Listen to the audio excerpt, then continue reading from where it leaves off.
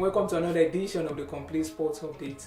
My name is Abib Kuranga, and this is the show where we bring to you the latest and trending stories in the world of sport. I am not alone in the studio, as you can see. I have with me Adeboye Amosu, and together we shall be taking you through the journey as far as sport is concerned. The Confederations of African Football unveils nominees for the 2023 CAF Award for the women's categories.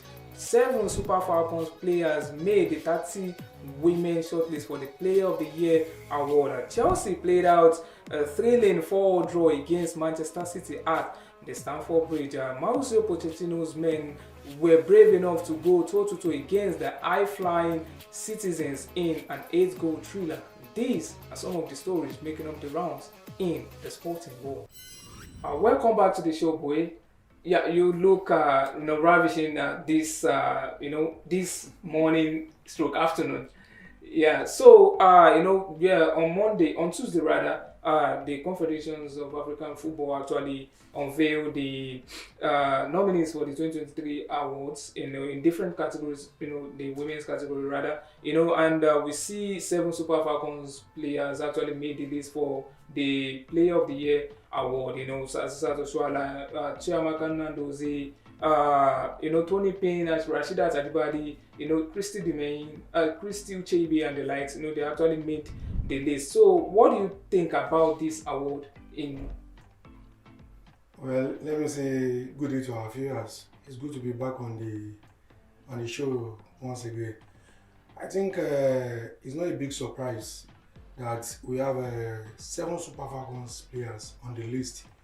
If you look at the performance of the team at the last FIFA Women's World Cup, we have a number of players who did well in the competition.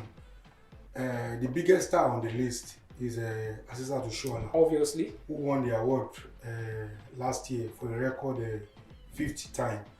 Aside from the Super Falcons, he did well at his club, that's Barcelona. So I think she's the favorite for the award once again this year. If you consider her performance with her club, if I'm not mistaken, she was the joint top scorer in the UEFA Women's Champions League last season, which Barcelona won. So that was the second time she'll be winning the tournament, the competition with Barcelona.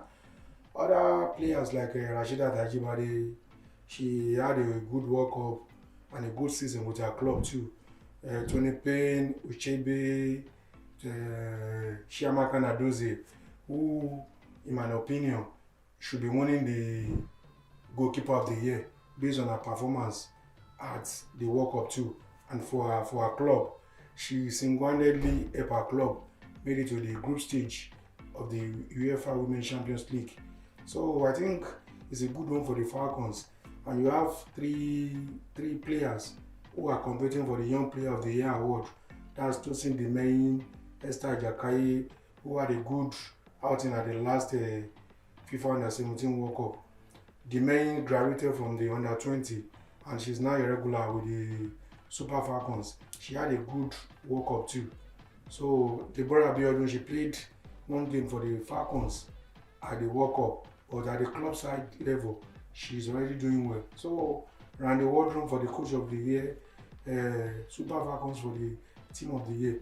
I think we are looking forward to his clean sweep for the Super Falcons in the women's category. Okay, so let me put you on the spot now. The Player of the Year award, yes, the overwhelming favorite is obviously Asisat Oshoala. Do you think she will be going home with the award?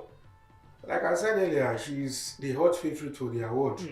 If you look at what she did with her club, fine at the World Cup, she was down with, she was not fully fit. I think she sustained an injury prior to Super Falcons' opening game against Canada. She came back in the second game against one of the co-hosts, that's Australia, and scored a fantastic goal. So I think if you look at her performance, she had a decent performance at the World Cup, and at the club level, she did well with Barcelona. Just like I said, she was a joint top scorer in the UEFA Women's Champions League.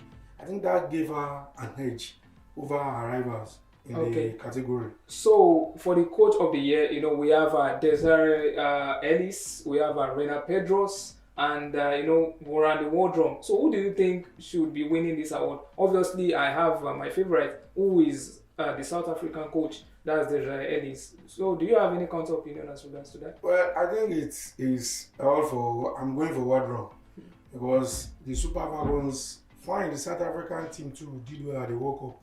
But if you look at the Super Falcons, their group against Olympic champion Canada, co-host Australia, with Sam Kerr, the Chelsea lady, one of the best female footballer in the world at the moment. Republic of Ireland, fine, they made their debut at the World Cup, but what the Super Falcons did at the World Cup was phenomenal. So, and if you look at their performance against in the round of 16 too, against the almighty England, who are the European champion, they took the English Lions, the three Lions, to the penalty. So I think it should go for. I'm going for Wadron to pick up the award. Okay, so for the Young Player of the Year award, we have the daughter of the former Premier League player, that's Tony Yeboah, his daughter rather, that's Comfort Yeboah, tussling, already nominee with, Deborah Demehin, what's it called? Deborah Abiodun, Ajakaye, and Oluwatomisin. So, who do you think should be going on with the award? I'm going for Tosin Demehin. For someone to graduate from the under 20 team and stake a claim in the Super Falcons, when you have veteran captain Onomebi, you have Osinachi Oale, you have Glory Ogonna, and other experienced defenders, for a lady to want it straight into the team and become a regular at the World Cup, it's not a small feat. And the fact that she stood her ground, she made the name for herself, did well at the competition. Okay. So I think she's the obvious favorite for the Young Player of the Year award. Thank you very much for those insightful analysis, and we wish our girls and the coach the very best in this particular award. So on Sunday, your favorite club, Chelsea, surprisingly played out a 4-4 draw against Manchester City.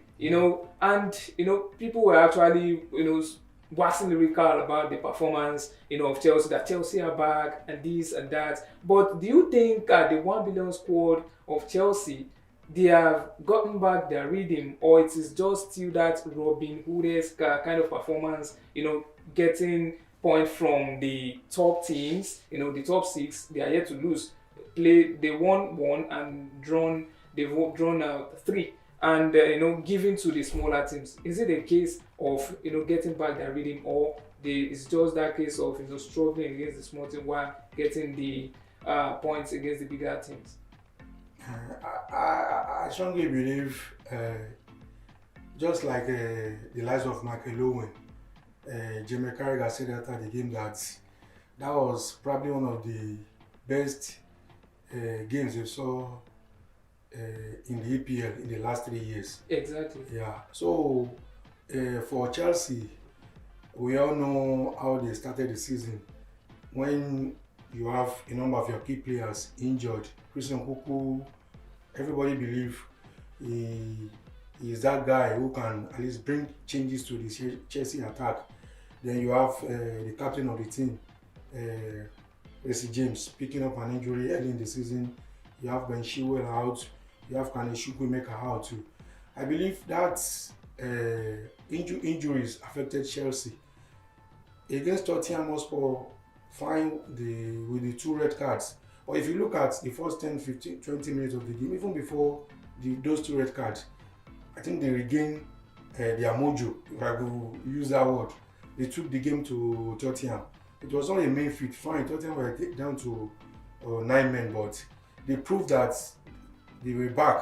They are ready to face the big boys with that wonderful performance against Man City. I believe the squad is getting better, and with an experienced manager like Pochettino in charge, we are going to see the best of Chelsea in the next few weeks.